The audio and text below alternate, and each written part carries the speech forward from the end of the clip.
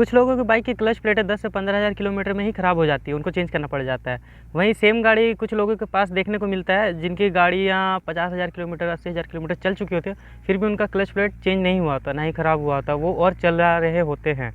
तो ऐसा क्यों? मेरी खुद की बाइक है, आप देख सकते हैं 50,000 किलोमीटर चल चुकी है, पर अभी तक इसका क्लच प्लेट चेंज करने का नौबत नहीं आया। ये प्रॉपरली अभी भी वर्क कर रहा है, एकदम स्मूथली चल रहा है। तो ऐसा क्यों?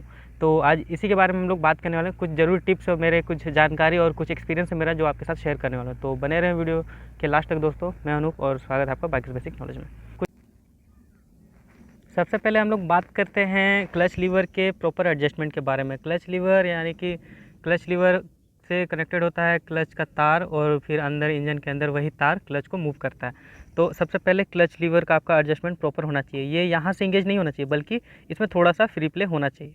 अब ये फ्री प्ले क्यों होना चाहिए? क्योंकि फ्री प्ले इसलिए ज़रूरी है क्योंकि जब हम लोग बाइक चलाते हैं तो हमारा हाथ कहीं ना कहीं ऐसे चला जाता है इस लीवर पे, ठीक है, और कहीं ना कहीं हल्का हल्का ऐसे दबाते रहता है इसको, हमें पता भी नहीं रहता, हम सोचते हैं कि ये नहीं दब रहा है, पर वो दबता रहता है धीरे धीरे।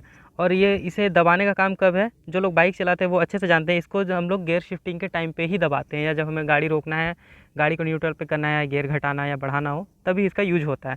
पर जब गियर शिफ्टिंग का यूज नहीं हो रहा हो तब इसका क्या काम? इसे दबाना ही नहीं है।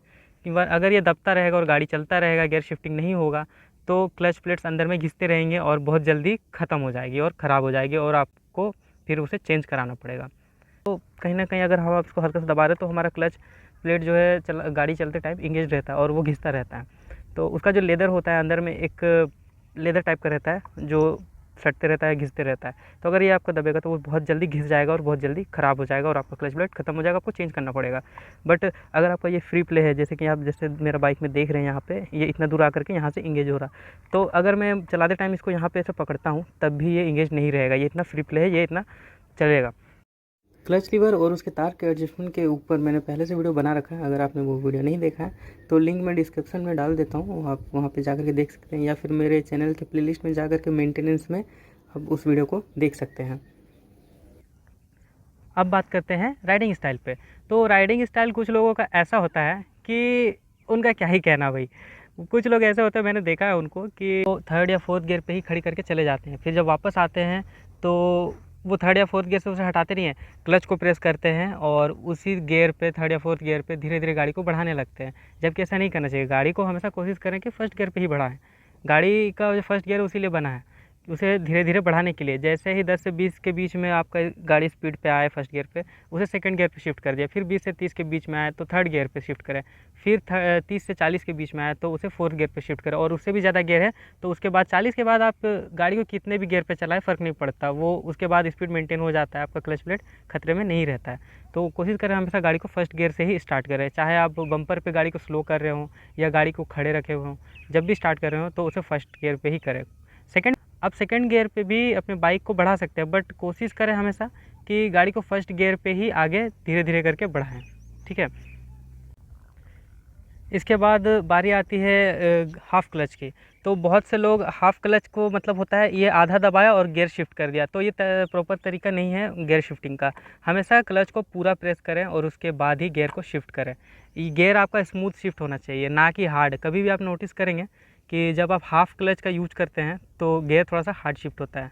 कभी भी जब हार्ड गियर शिफ्ट होता है ना, तो समझ जाइए कि आपका क्लच प्लेट बहुत प्रेशर में है, वो उसको फ्री रहना चाहिए, उसे स्मूथ वर्क करना चाहिए। तो इसीलिए आप हमेशा अपने क्लच लीवर को पूरा प्रेस करें और उसके बाद ही गियर को शिफ्ट करें।